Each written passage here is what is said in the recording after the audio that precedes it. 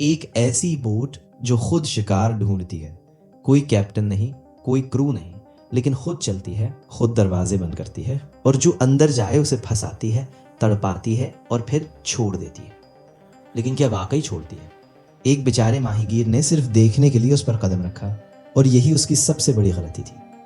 यह है उस माहीगीर की कहानी जो गलती से एक हॉन्टेड सेल बोट पर चढ़ गया और फिर ना वो उसे छोड़ सका, ना वो बोट उसे।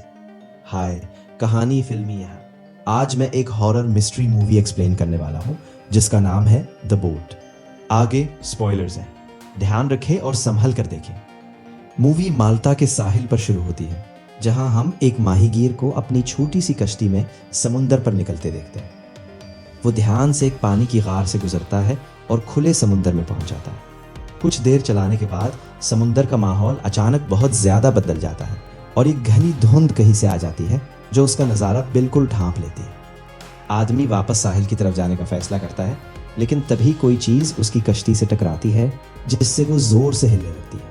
वो लड़खड़ाता है और तकरीबन पानी में गिर जाता है, लेकिन बिल्कुल आखिरी वक्त पर खुद को संभाल लेता है। थोड़ी देर बाद माहीगीर को दूर एक बड़ी सेल बोट बेमकसद बहती हुई नजर आती है। जैसे जैसे वो करीब जाता है उसे उस बोट का नाम नजर आता है, एओलस।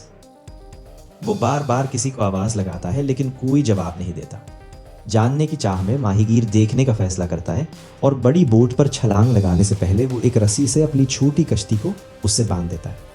फिर वो एओलस के अंदर जाता है और ये देखकर हैरान रह जाता है कि वो बिल्कुल खाली है, लेकिन शिप में खाने पीने की बुनियादी चीजें हैं जैसे खाना और पानी। माहीगीर को एक रेडियो भी मिलता है और वो उससे किसी से कांटेक्ट करने की कोशिश करता है, लेकिन फिर कोई जवाब नहीं आता।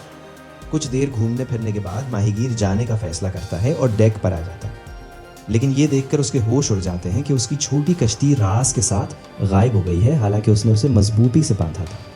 वो बाइनोकुलर्स उठाता है अपनी कश्ती ढूंढने के लिए, लेकिन धुंध इतनी घनी है कि कुछ नजर नहीं आता। थोड़ी देर बाद धुंध छुटती है, लेकिन उसकी फिशिंग बोट का कहीं नाम है निशान नहीं। आदमी फिर एओलस का इंजन स्टार्ट करने की कोशिश करता है ताकि उसे साहिल की तरफ मोड़ सके। बदकिस्मती से इंजन भी काम नहीं कर और उसे बिल्कुल नहीं पता कि बोट किस तरफ जा रही है। उसके बाद माहीगीर नीचे जाता है, जहां उसे अचानक बाथरूम का दरवाज़ा अपने आप बंद होता दिखता है, लेकिन वो उसे ज़्यादा अहमियत नहीं देता और दरवाज़ा दोबारा खोल लेता है। फिर वो एक मैप लेकर अपनी पोजीशन जानने की कोशिश करता है। उसके बाद आदमी वापस नीचे जाता है और इंजन ठीक करने के लिए कुछ टूल्स उठाता है। काफ़ी मेहनत के बाद वो आखिरकार इंजन ठीक कर लेता है और बोट को साहिल की सिमत मोड़ देता है। इससे आदमी को थोड़ा चैन मिलता है और वो सोचने लगता है कि अब उसकी किस्मत बदल गई है। वो रेडियो पर मदद मांगने की कोशिश करता है, लेकिन कोई रिस्पॉन्स नहीं मिलता। परेशान होकर आदमी समुद्र में पेशाब करने की कोशिश करता है, लेकिन एक सेल बोट उसे लगती है और वो तकरीबन ओवरबोर्ड गिर जाता है। अच्छा हुआ कि वो एक रेलिंग पकड़ लेता है और बचकर वापस डेक पर आ जाता है। चूंकि अभी भी पेशाब करना था, वो बाथरूम जाता है और पेशाब करने लगता है। तभी बाथरूम का दरवाज़ा अपने आप बंद हो जाता है, जो उसे अजीब लगता है। वो सोचता है कि शायद हवा की वजह से हुआ और नज़रअंदाज कर देता है, लेकिन पेशाब करने के बाद वो बाहर नहीं निकल पाता। आदमी बेचैनी से दरवाज़ा खोलने की कोशिश करता है, लेकिन लगता है जैसे बाहर से लॉक हो गया। वो अपनी जेब से एक सिक्का निकालता है और लॉक घुमाने की कोशिश करता है, लेकिन काम नहीं आता। फिर आदमी आईने के पीछे का ड्रॉर खोलता है और अंदर खून के धब्बे देखकर दंग रह जाता है। उसके बावजूद वो ज़्यादा नहीं सोचता और उसकी बजाय एक कैंची उठाता है। वो उससे दरवाज़ा खोलने की कोशिश करता है, लेकिन कामयाब नहीं होता। थोड़ी देर बाद बाहर रेडियो पर एक आवाज़ आती है जो उसे बताती है कि एक कार्गो शिप आ रही है और वो अपनी बोट मोड़े वरना टकराव हो जाएगा। माहीगीर फिर बाथरूम की छोटी खिड़की से बाहर देखता है तो एक बड़ी शिप करीब आती दिखती है। वो बेतहाशा उनका ध्यान खींचने की कोशिश करता है, हाथ बाहर निकालता है, अपने कपड़े फेंकता है, लेकिन सब बेकार। आदमी खिड़की से सर निकालने की भी कोशिश करता है, लेकिन वो बहुत छोटी है और वो नहीं निकल सकता। थोड़ी देर बाद उसे बाथरूम की खिड़की से लटकी हुई एक रस्सी नजर आती है और वो उसे पानी में फेंक देता है।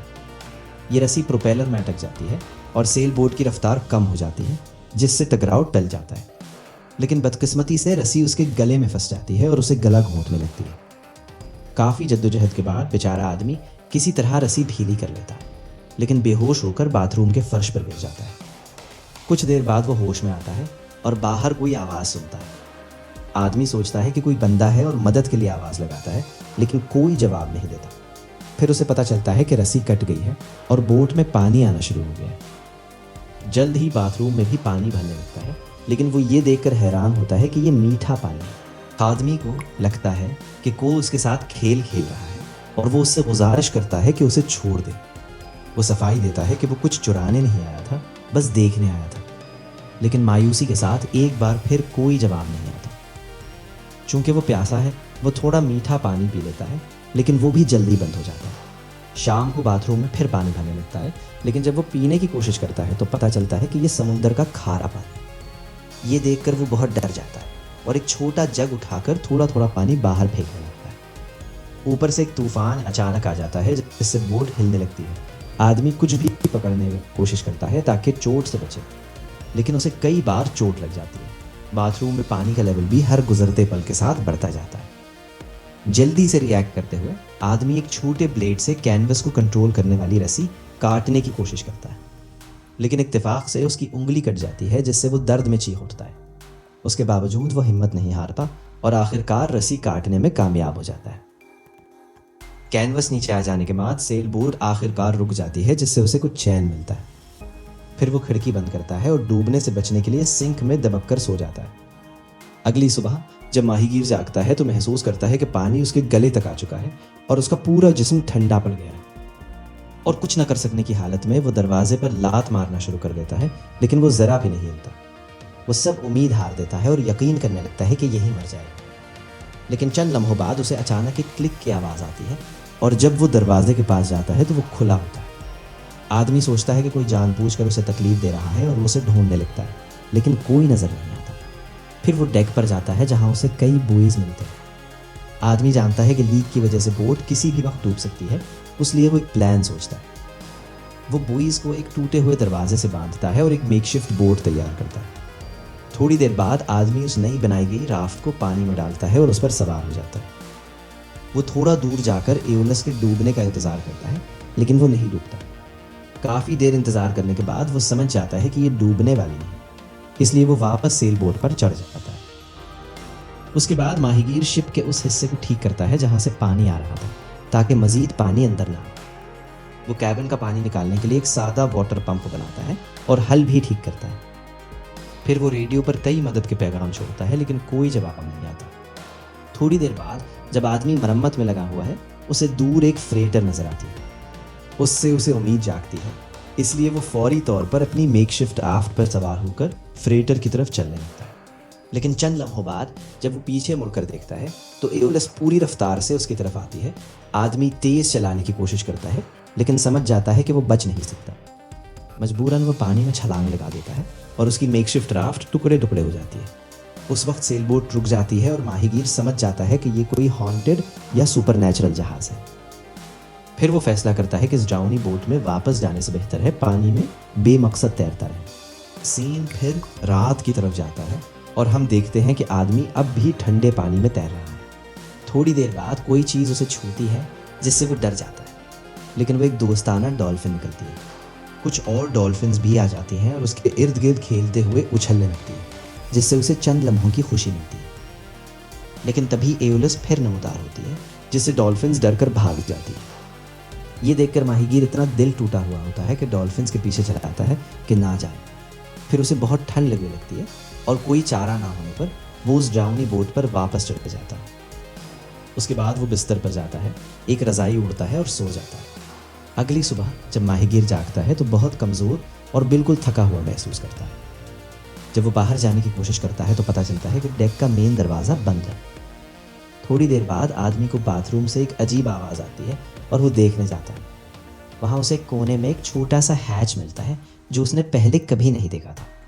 आदमी उसे खोलता है और पता चलता है कि ये एक तंग स्टोरेज एरिया में जाता है। लेकिन जैसे ही वो अंदर दाखिल होता है, छोटा दरवाज़ा धड़ाम से बंद हो जाता है और वो एक बार फिर फंस जाता है।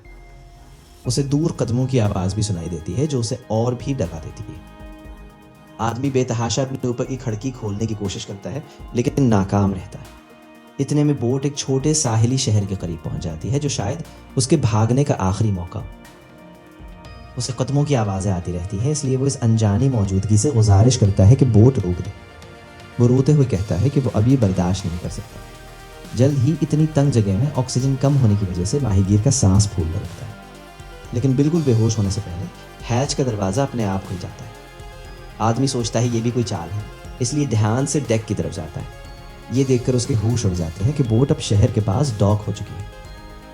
वो बगैर वक्त ज़ाया किए जहाज़ से कूद जाता है और आखिरकार चैन का सांस लेता है। उसके बाद माहीगीर खुद को एक अनजान शहर में पाता है जहाँ कोई नहीं। वो पास से एक लोहे की छड़ उठाता है और उस मुजरिम को ढूंढने लगता है जिसने ये सब किया, लेकिन उसे सिर्फ वीरान और टूटी फूटी इमारतें मिलती हैं।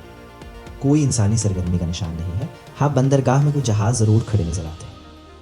थोड़ी देर बाद वो दूर कुछ आवाज़ें सुनता है और नोटिस करता है कि एओलस जाने की तैयारी कर रही है। वो उसकी तरफ चलने लगता है, ये जानने की चाह में कि वो कहाँ जा रही है, लेकिन बोट हवा में गायब हो जाती है और वो दंग रह जाता है। आखिरी सीन में आदमी उलझन और बेयकीनी की हालत में आइलैंड पर भटकता रहता है। कुछ देर बाद वो अजीब तरीके से आइलैंड की दूसरी तरफ पहुंच जाता है, जो वही जगह है जहां से मूवी के शुरू में वो निकला था। वो अपनी वही छोटी सेल बोट देखकर दंग रह जाता है जो कई दिन पहले राज के साथ गायब हुई थी। जब कैमरा पीछे जाता है तो हमें पास के कुछ लोग नजर आते हैं जो अपनी छुट्टियां एंजॉय कर रहे हैं जैसे कुछ हुआ ही नहीं। मूवी फिर एक पानी की गार के छोटे से दहाने के शॉट के साथ खत्म होती है जो वसी समुद्र की तरफ खुलता है। दूर हमें वो डरावनी सेल बोट आखिरी बार नजर आती है, जैसे अपने अगले शिकार की तलाश में निकली।